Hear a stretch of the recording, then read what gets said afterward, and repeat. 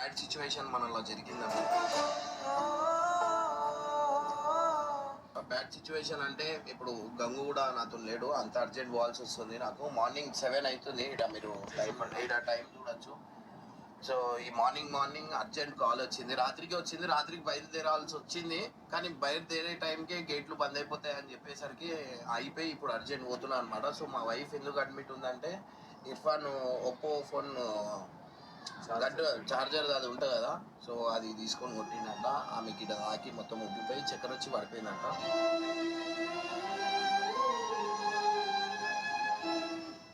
ఇప్పుడు ప్రజెంట్ అయితే నేను శ్రీశైలం పోతున్నా.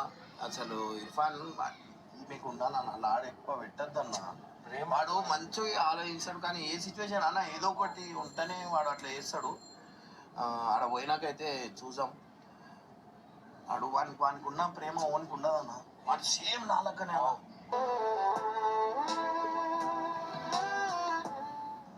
మా అమ్మమ్మ అంటారు, మా దాది అంటారు మా దాంట్లో. అంటే ఎంత ప్రేమ చూసుకుంటాడు తెలుసా అన్న. నేను ఎట్లయితే చూసుకుంటానో అట్లా చూసుకుంటాడు. ఈమెమో ఫుల్ లాడు, ఆమెకి లాడు చాలా చూపించేస్తాను. పిల్లలకి కొంచెం ఏంటంటే, ఇప్పుడు పెద్దోళ్ళ ప్రేమతోని వాళ్ళు జర్నీ చేసిరు అనుకున్న మనలకి అవుతారు. ఈ అమ్మ ప్రేమ ఎట్లుంటది అంటే, వాడు ఏదంటే దానికి సిద్ధం అంటారు.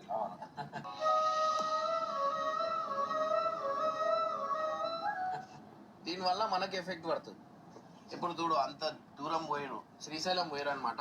మా వేణన్న వాళ్ళ వైఫ్ ఇంకా కేపీ అన్న వాళ్ళ వైఫ్ ఆడనే ఉన్నారు. ఇక మా వైఫ్ కూడా కొంచెం తిరిగేసి వస్తారని శ్రీశైలం పోయారు. ఇట్లా ఇష్యూ అయితే జరిగింది అనమాట. ఇప్పుడు ప్రెసెంట్ పోతున్నా నేను. ఆడ పోయిన తర్వాత మీకు అప్డేట్ ఇస్తా ఏం జరిగింది ఏందనేది. రోడ్డు కనిపిస్తుంది, మీరు చూడు ఒకసారి ఎట్లుంది. అసలు కాశ్మీర్లో ఆడ ఇడ ఉంటుంది చూడండి, అట్లా ఆట ఇగో ఇట్లుంది. రిస్క్, ఇప్పుడు స్పీడ్ పోతే యాక్సిడెంట్ అవుతుంది.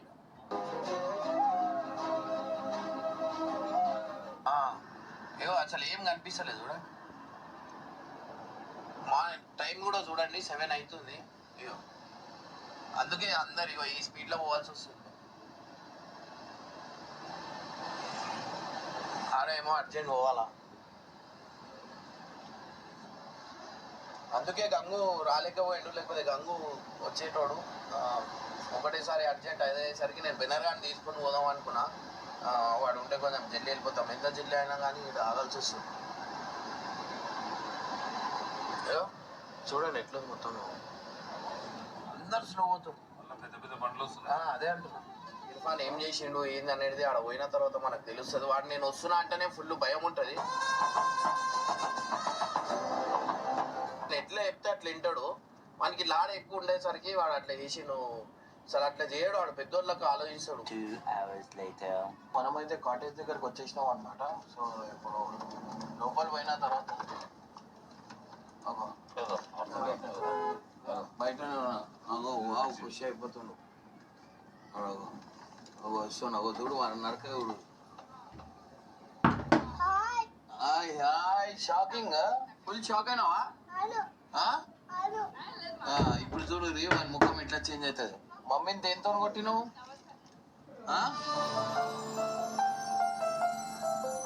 నడు ఆడ కారు ముందట.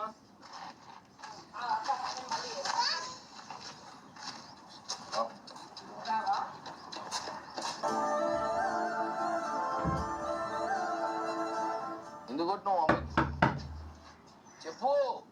उससे की बोलना बोलतो ना, बोलो कहीं को मारे मुझसे बोलो.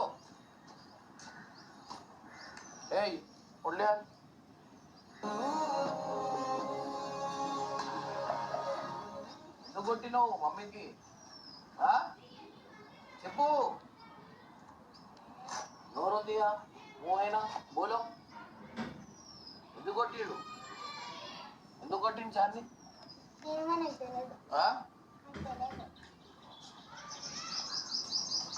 చూడు ఇక్కడ ఎందుకు కొట్టిడు? కదా ఇక్కడ రా.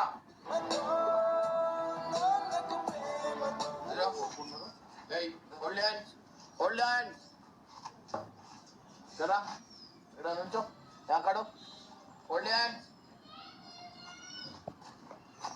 ఎవరు కొట్టిరు మమ్మీకి? ఎవరు కొట్టిరు? ఆమెనే కొట్టిందా अरे पिल्लू मम्मी कर रहा मन प्रिंस करा वो बुला के लेके आ जाओ मम्मी को बुला जाओ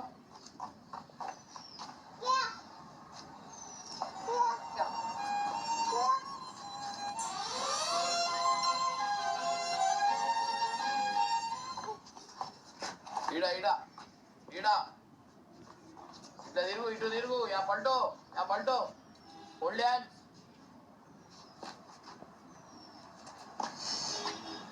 सॉरी मम्मी बोलो सॉरी मम्मी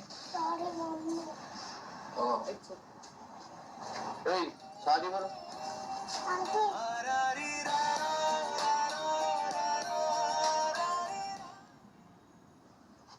సో గైస్ ఇగో ఇట్లాంటి పద్ధతులు ఉంటారు ఈడేమో కొట్టేసిండు ఎందుకు కొట్టిండు చెప్పు అక్క నమస్తే ఏదో టాబ్లెట్ నోట్లో పెట్టేసుకుండు.